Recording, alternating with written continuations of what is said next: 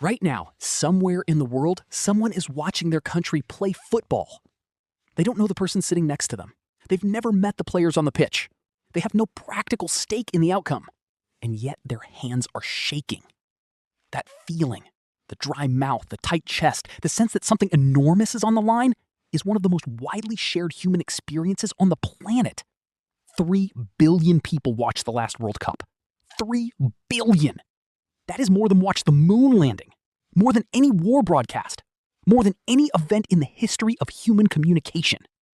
And almost none of them have ever stopped to ask the obvious question. Why does this exist? Not football. Football is old.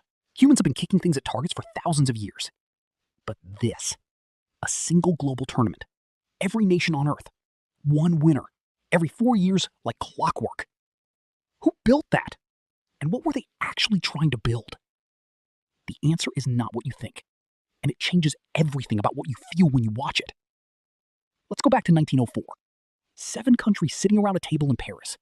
France, Belgium, Denmark, the Netherlands, Spain, Sweden, Switzerland. They founded an organization called the Fédération Internationale de Football Association, FIFA. At the time, football was a British game that had leaked out across Europe through sailors, merchants, and railway workers. It was chaotic, unregulated, played differently in every country that had adopted it. The men in that Paris room weren't trying to organize a tournament. They were trying to organize the game itself. But one man had a larger idea. His name was Jules Rimet. He became FIFA president in 1921. And he was not primarily interested in football. He was interested in peace.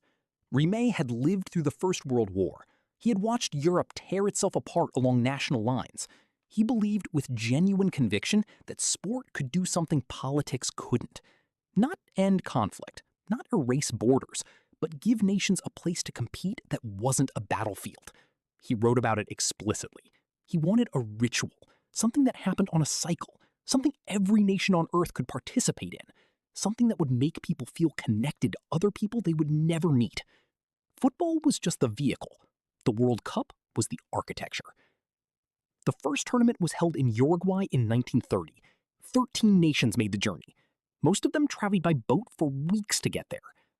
Uruguay won, and the world barely noticed. Only 4 European nations attended. Most football associations thought the whole idea was a distraction. But Rimet kept going.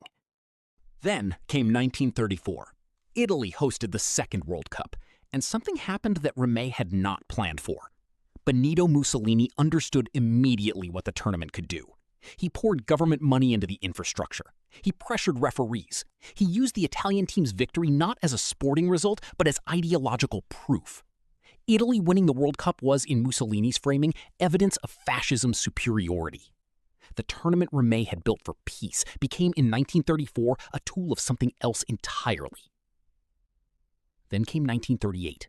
France this time. But the shadow of what was coming was already visible. Austria had been absorbed into Nazi Germany. Their players were forced to play for the German team. Spain withdrew because of its own civil war.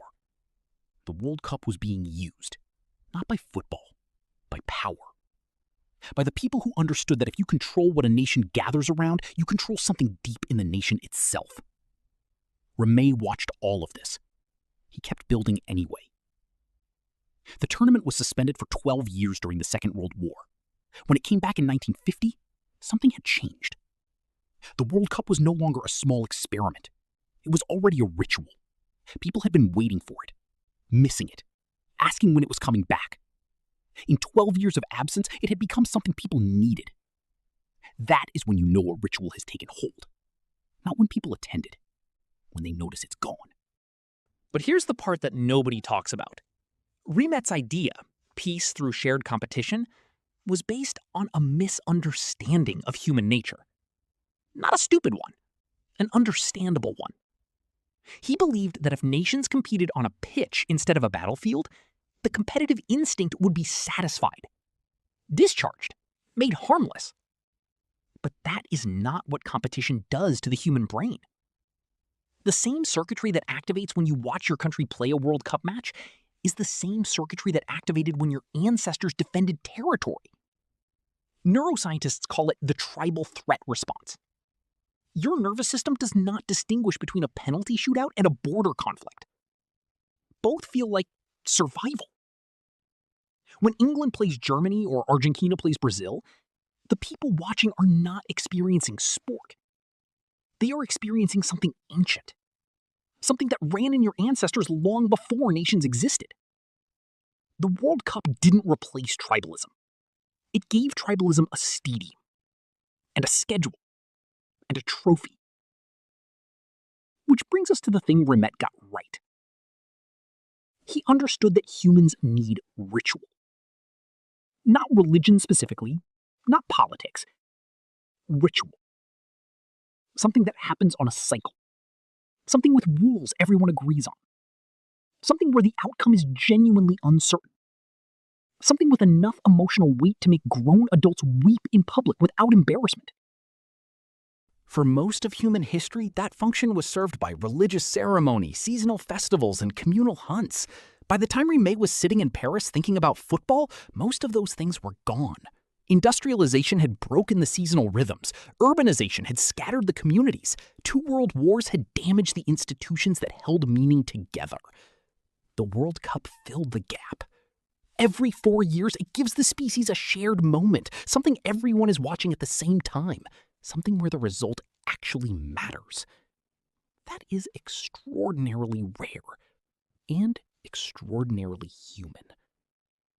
The last World Cup was watched by 3 billion people, not 3 billion football fans, 3 billion humans performing the same ritual at the same time, gathering around the fire, choosing a side, feeling something together. The game is almost beside the point.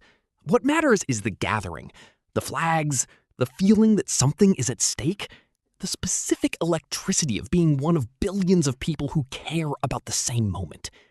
Jules Rimet built a machine. He thought it was a peace machine. It turned out to be something older than peace, something older than nations, something older than the game itself. He built a ritual. And like every ritual humans have ever built, it got away from him. It grew into something larger than its creator intended. It was used for things he didn't want. It produced feelings he couldn't have predicted. And 4 years after it was last held, people start asking when it's coming back. That is not a sporting event. That is something else. Something that has been living inside us for a very long time, waiting for a reason to come out. Football gave it a reason. But football was never really the point.